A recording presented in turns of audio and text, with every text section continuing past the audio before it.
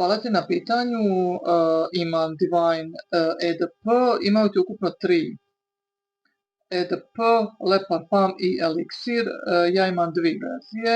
Jedna je znači ta prva EDP, druga je Elixir koju sam uzela u travel pakiranju od 15 ml. Sve 3 su mi super. Stvarno su mi baš super, s tim da je Le Parfum malo jači po pitanju ovog tropskog žutog cvijeća ylang, mislim da ima, pa je onako malo više solarniji, osunčaniji, više tropski, ali svi imaju isti DNA, svi imaju taj zapravo slankasti, ambrasti DNA koji je nekako najrafiniraniji, najprozračniji zapravo u toj EDP verziji. Sva 3 su na jaču stranu, ali zaista su Le Parfum i Elixir najjači. Nisu preslatki i gurmanski kao što je na primjer Label, ali tu su negdje blizu. Ovaj doduše najmanje.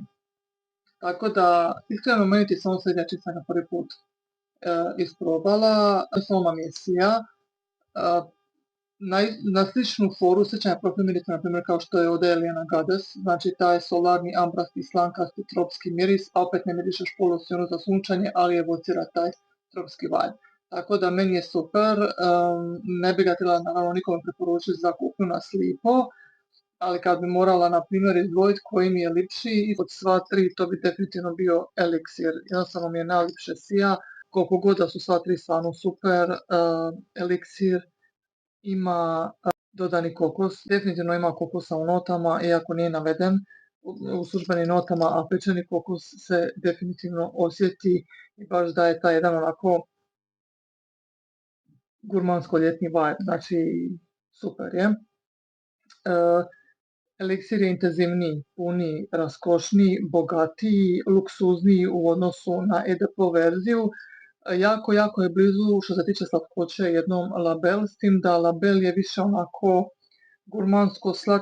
gurmansko slasno sirupasto sočan. Ovaj nema taj gotovo ljepljivo slatki miris kakav se osjeti kod Label. Upravo ja mislim zato što ima taj pačuli koji malo onako razbije sa tom svojom oštrinom čitavu kompoziciju i taj kokos koji je zapravo onako pomalo zapržen i osjeća se zapravo uz to još i lagana toplina vanilje. Tako da jak je, intenzivan je, bogat je definitivno, ali opet mrvicu je manje sladak definitivno nego siropasto slasno sočna Label. Tako da stvarno sva 3 mirisa su super, vjerujem da će naći svako nešto za sebe definitivno. Ovo je ono doslovno tip mirisa kad želiš mirisat, kad želiš nekakav novi miris za lito, ne želiš mirisat po losjonu za sunčanje, jer ima sve to i slankasto, solarno, toplo, ljetno, tropsko, sve to ima, a opet kažem ne mirišeš kao losjon za sunčanje. Ili ukratko, ovo za dnevne varijante, ovo za večernje, ili ne znam, ovo je mlađa sestra, ovo je starija, zrelija i ne znam, možda onako 10 godina starija sestra i slično. Znači takav je džir, fantastičan za date night, za izlaske, odličan, meni ima super trajnost, preko 8 sati ga osjeti na koži, danima na odjeći, zapravo oba traju definitivno jako dugo i baš se onako pošteno osjete, s tim da ovaj je intenzivniji i jači i taj kokos zapravo čini tako tu super jednu razliku i baš onako ugodno iznenađenje ako razmatrate neki novi parfum za lito, iako još nismo došli ni do proljeća, ali nema veze. Svakako čekirajte bilo koji od ova 3 iz ove linije, vjerujem da ćete naći neki koji će vam se svidit i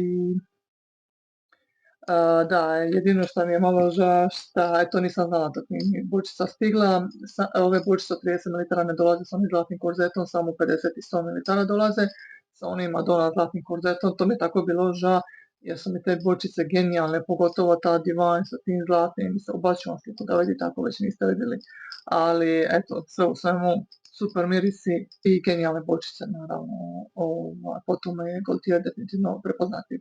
To je to za ovaj video, pišite mi jeste li isprobali neki od Divine mirisa koji vam je najdraži i hvala vam na gledanju.